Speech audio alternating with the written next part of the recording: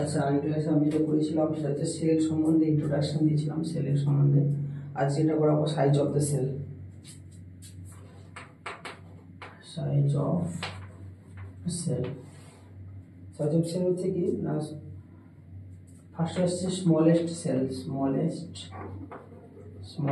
Sell. Smallest সেলটা হচ্ছে কি না পিপিএলও। উইথাউট স্মলেস্ট সেলটা আমি যেটা বলবো, যেটা স্মলেস্ট সেল, সেটা হচ্ছে এর কোনো কিন্তু সেল ওয়াল থাকবে না, সেটাকে বলা হচ্ছে কি না smallest cell is smallest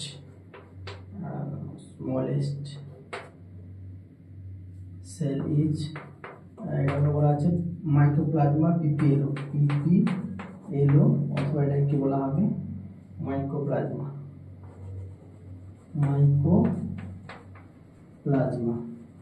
PPL পুরো নাম হচ্ছে প্লুরোনিউমোনিয়া লাইক অর্গানিজম, ঠিক আছে?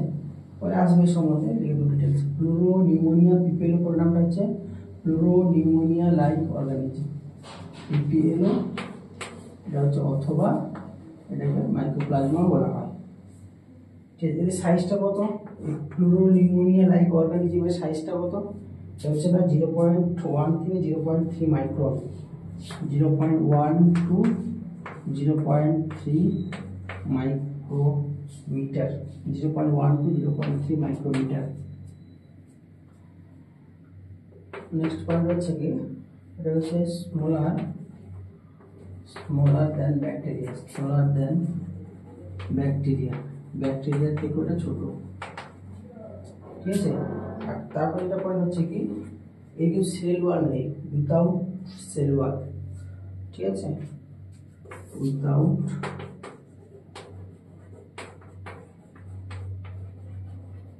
সেল ওয়াল, তাহলে কি বলা হলো? স্মলেস্ট সেল হচ্ছে কি না পিপিএলও, প্লুরোনিউমোনিয়া লাইক অর্গানিজম বা মাইক্রোপ্লাজমা বলা হয়। এর সাইজটা হচ্ছে 0.1 থেকে 0.3 মাইক্রোমিটার, বুঝছে? আর এই সাইজটা এত ছোট, ব্যাকটেরিয়ার থেকেও ছোট, স্মলার দেন ব্যাকটেরিয়া। আর কি যদি সেল ওয়াল থাকে, উইথাউট সেল ওয়াল। যদি উইথ সেল ওয়াল বলে তাহলে ব্যাকটেরিয়া আসবে, পরে আমি আসছি ব্যাপারে, ঠিক আছে?